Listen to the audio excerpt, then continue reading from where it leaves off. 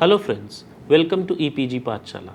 I am Dr. Ajay Solkhe, presently working as Assistant Professor, University School of Management, Kurukshetra University, Kurukshetra, Haryana. We will be discussing the significance of the concept of worker participation management, methods of worker participation management, and some of the important issues and measures for effective worker participation management in India. Upon completion of this module, a student should be able to understand the very importance of the worker participation management and how the worker participation management can be granted in the organizations. We will be discussing recent trends and scenario with respect to worker participation management in India, the important issues and measures for effective worker participation management in India. About worker participation management. Workers' participation management decision making is a very highly complex concept. The notion that workers should participate in the management of enterprises which employ them is not a new concept. It has apparently existed since the beginning of the Industrial Revolution. However, its importance increased gradually over a period of years due to the growth of large scale enterprises, increases in workforce, paternalistic philosophy, and practice of informal consultation. Moreover, the growth of professionalism in industry, advent of democracy, and development of the principle of social justice, transformation of traditional labor management relations have added new dimensions to the concept of participative management. Philosophy of worker participation and management. The philosophy underlying workers' participation stresses upon some of the important things. Very first is democratic participation in organizational decision making, maximum employer-employee collaboration, minimum state intervention, realization of a greater measure of social justice, greater industrial efficiency, and lastly, higher level of organizational health and effectiveness. Talking about the significance of the concept of worker participation management, the essence of labor participation in management lies in the firm belief and confidence in the individual, in his capacity for growth and learning, in his ability to contribute significantly with his hands, head as well as his heart. And this implies discarding the narrow conventional outlook of antagonism of interests and substituting in its place a community of purpose and extending cooperation in promoting the well-being of labor and management in industry. GDH Cole noted that the industrial democracy at the top through nationalization is an inefficient condition to ensure workers' involvement in enterprises. Unlike in politics, in the case of industry, workers are connected mostly with the shop floor issues. Better participation and greater responsibility in the decision making process on the part of the general workers would perhaps tend to develop in them organizational loyalty, confidence, trust, favorable attitude towards supervisors, and a sense of involvement in the organization. The schemes of workers' participation in management, among other measures of industrial reform, are expected to democratize the industrial milieu and ensure egalitarianism in the process. Various researches conducted at the Tavistock Institute, London, revealed that autonomous and cohesive work groups committed to the holistic task were more efficient and healthier than the work groups without cohesiveness and responsibility. The growing realization of these facts led to the adoption of the Philadelphia Charter by the International Labour Organization in 1944. What the declaration says that is, all human beings, irrespective of race, creed or sex, have the right to pursue both their material well-being and their spiritual development in conditions of freedom and dignity, of economic security and equal opportunity. In this context, Gulzarilal Nanda observed, the scheme of workers' participation is the culmination of a series of steps aimed at giving the workers a feeling of having a place of their own in the industrial and social structure of the country, which ultimately provides a social base for building up the country's industrial edifice. In nutshell, the concept of worker participation management is significant because the participation enhances the employee's ability to influence decision making at different tiers of the organization hierarchy with concomitant assumptions of responsibility. The participation incorporates the willing acceptance of responsibilities by the body of workers. As they become a party to decision making, they have to commit themselves to the implementation of decisions made. What are the methods through which worker participation management can be given in organizations? Some of the methods are Works Committee, Joint Management Council, Joint Council, Unit Council, Plant Council, Shop Council, Worker Representative on the Board of Management, Workers' Participation in Share Capital, Employee Director in Nationalized Bank, and Workers' Share in Equity. Talking about the very first, that is Works Committee. Under the Industrial Dispute Act 1947, every establishment employing 100 or more workers is required to constitute a Works Committee. It consists of equal number of representatives from the employer and the employees. The main purpose of the Works Committee is to provide measures for securing and preserving amity and good relations between the employer and the employees. Here the purpose is to promote good industrial relations. Representatives of employees will be selected by secret ballot. What are the functions of Works Committee? The Works Committee deals with matters of day-to-day functioning at the shop floor level.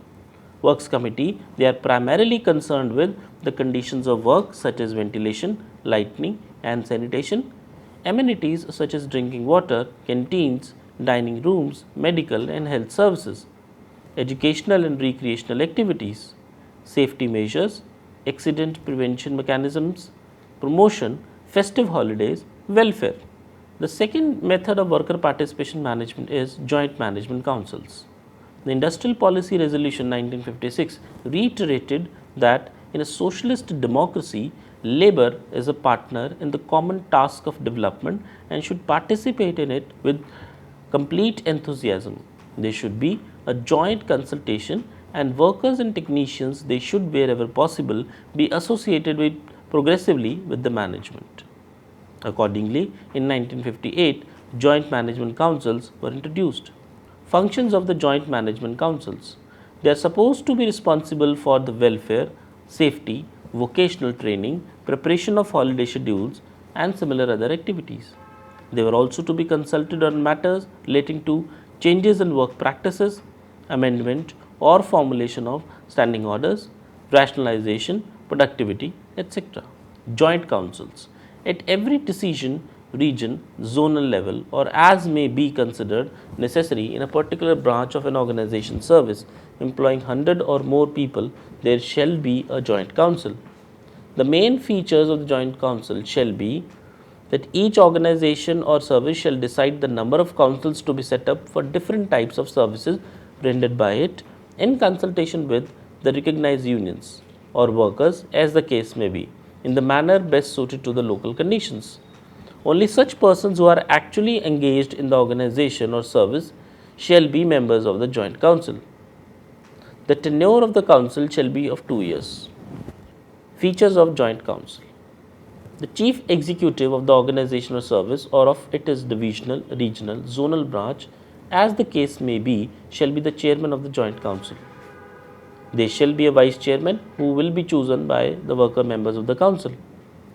The joint council shall appoint one of its members as its secretary, who will prepare the agenda, record the minutes of the meeting and report on the implementation of the decisions arrived at every meeting. The joint councils shall meet whenever considered necessary, but at least once in a quarter. Every decision of the joint council shall be on the basis of the consensus and not by a process of voting. It shall be binding on the management and workers and shall be implemented within 1 month unless otherwise stated in the decision. Functions of the joint council: review of the working of the unit level council for improvement in the customer service and involving for the best way of handling of goods traffic accounts, etc. The settlement of matters which remain unresolved by unit level councils and arranging joint meetings for resolving inter-council problems. Unit level matters which have a bearing on other branches or on the enterprise as a whole. Development of the skills of the workers and adequate facilities for trading. Improvement in the general conditions of work, preparation of schedules of working hours and holidays, proper recognition and appreciation of useful suggestions received from workers through a system of rewards.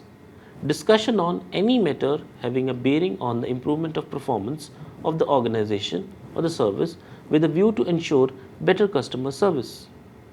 Unit councils.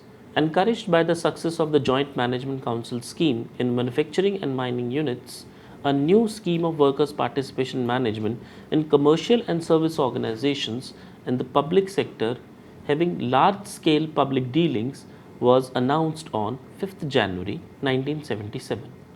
The scheme envisaged the setting up of unit councils in units employing at least 100 persons.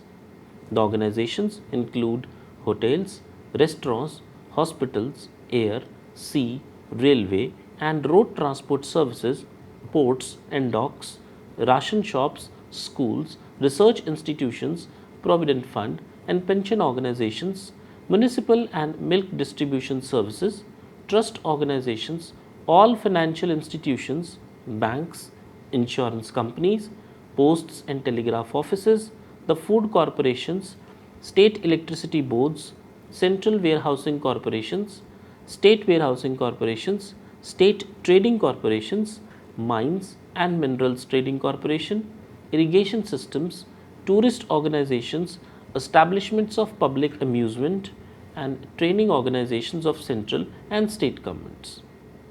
Features of the unit council. A unit level council consisting of representatives of workers and management of the organization employing 100 or more workers may be formed in each unit to discuss day-to-day problems and find solutions. But wherever necessary, a composite council may be formed to serve more than one unit, or department-wise council may be formed to suit the particular needs of the organization or the service. Every such unit council shall consist of an equal number of representatives of the management and workers, but their total number may not exceed 12. The management's representatives should be nominated by the management and should consist of persons from the unit concerned. All the decisions of a unit council shall be the basis of consensus and not by a process of voting, provided that either party may refer the unsettled matters to the joint council for consideration. Every decision of a unit council shall be implemented by the parties concerned within a month, unless otherwise stated in the decision itself. The management shall make suitable arrangements for the recording and maintenance of minutes of meetings. A unit council once formed shall function for a period of 3 years. The council shall meet as frequently as is necessary, but at least once a month. The chairman of the council shall be a nominee of the management. The worker members of the council shall elect a vice chairman from among us themselves. Looking at the functions of the unit council, very first is to create conditions for achieving optimum efficiency, better customer service in areas where there is direct and immediate contact between workers at the operational level and the consumer, higher productivity and output. To identify areas of chronically bad, inadequate or inferior service and to take necessary corrective steps to eliminate the contributing factors and evolve improved methods of operation. To study absenteeism problem and recommend steps to reduce it. To eliminate pilferage and all forms of corruption and institute a system of rewards for this purpose. To suggest improvements in the physical conditions of work such as lighting, ventilation, dust, noise, cleanliness, internal layout and the setting up of customer service. To ensure a proper flow of two-way communication between management and workers. To recommend and improve safety, health and welfare measures to ensure efficient running of the unit. To discuss any other matter which may have a bearing on the improvement of performance in the unit for ensuring better customer service. Looking at the plant councils. The plant council is formed in pursuance of the recommendations of the second meeting of the group of labour at New Delhi on 23rd September 1985. The scheme is applicable to all central public sector undertakings except those which are given specific exemption from the operation of the scheme by the government. What are the features of the plant council? The plant council, there shall be one plant council for the whole unit. Each plant council should consist of not less than 6 and not more than 18 members. There should be parity between the representatives of employees and employers. One third of the employees representative should come from the supervisory staff level. If the number of women employees 50% or more of the total workforce, at least one representative should be a woman employee. Only such persons as are actually engaged in the unit should be members of the plant council. Its tenure shall be for a period of 3 years. The chief executive of the unit shall be the chairman of the plant council. The vice chairman shall be elected from among the employees. The plant council shall appoint one of its members as secretary. The council shall meet at least once in a quarter. Every decision of the plant council shall be on the basis of consensus and not by voting, and shall be binding on both the employees and the employer. The decisions so arrived at shall be implemented within a month unless otherwise stated in the decision itself. Shop councils. In every industrial unit employing 500 or more workers, the employers shall constitute a shop council for each department or shop, or one council for more than one department or shop, on the basis of the number of workers employed in different departments or shops. Each council shall consist of an equal number of representatives of employers and workers. The employer representatives shall be nominated by the management and must consist of persons from the unit concerned. All the representatives of workers shall be from amongst the workers actually engaged in the department of the shop concerned. The total number of members may not exceed 12. All the decisions of the shop council shall be on the basis of consensus and not by voting. Every decision of the shop council shall be implemented by the parties concerned within a period of 1 month unless otherwise stated in the decision itself, and a compliance report shall be submitted to the council. A shop council once formed shall function for a period of 3 years. The council shall meet as frequently as is necessary, but at least once a month. The chairman of the shop council shall be a nominee of the management. The worker members of the council shall elect a vice chairman from amongst themselves. Functions of the shop council. Shop council aims at to assist management in achieving monthly, yearly production targets, to improve production, productivity and efficiency, including elimination of wastage and optimum utilization of machine capacity and manpower, to specially identify areas of low productivity and take the necessary corrective steps at shop level to eliminate relevant contributory factors, to study absenteeism in the shop department and recommend steps to reduce it, to suggest safety measures, to assist in maintaining general discipline in the shop department, suggest improvements in physical conditions of working, lighting, ventilation, noise, dust, etc., and reduction of fatigue.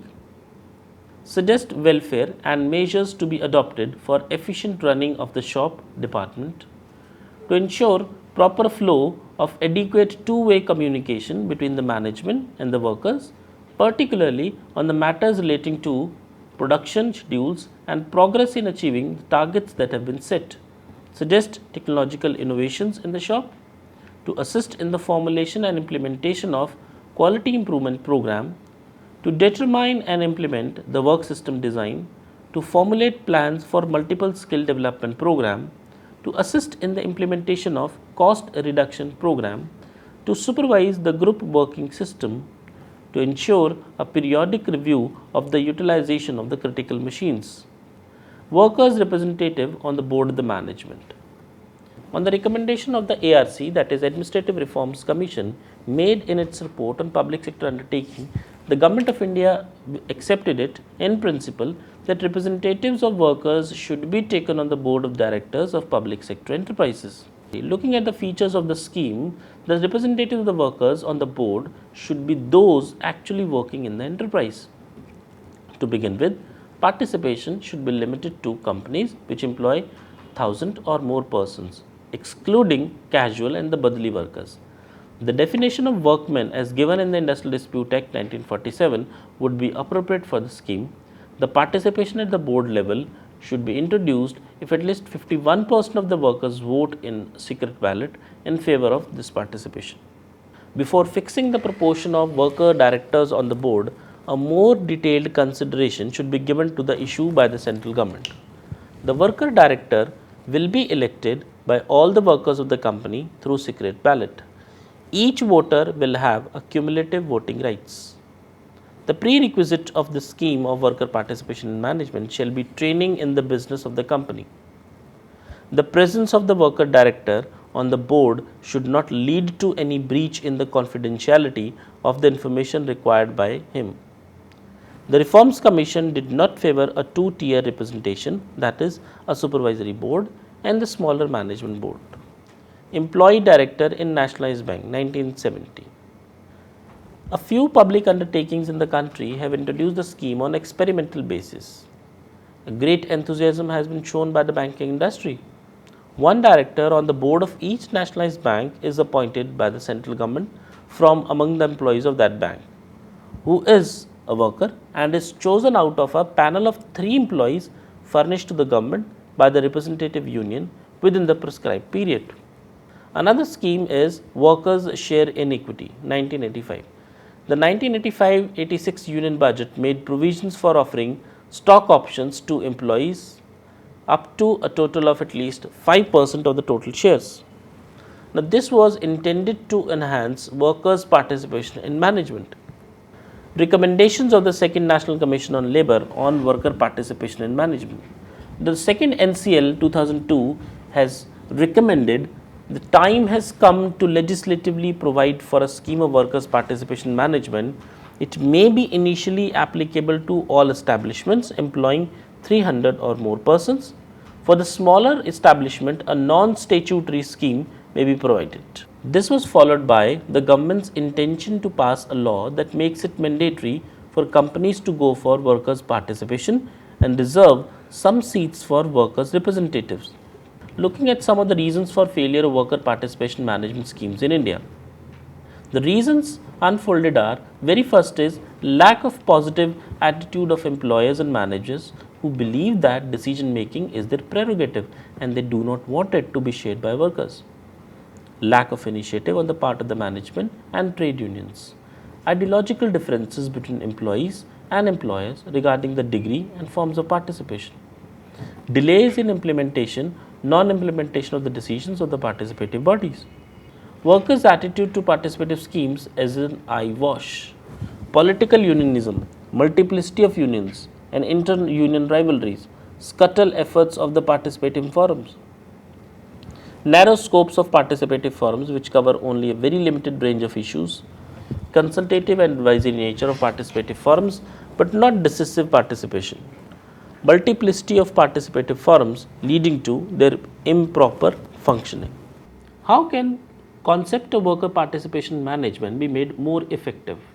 One of the more important factors in the success of the scheme is that the work environment must be congenial enough to motivate workers to give wholehearted cooperation with a view to ensure inefficient operation.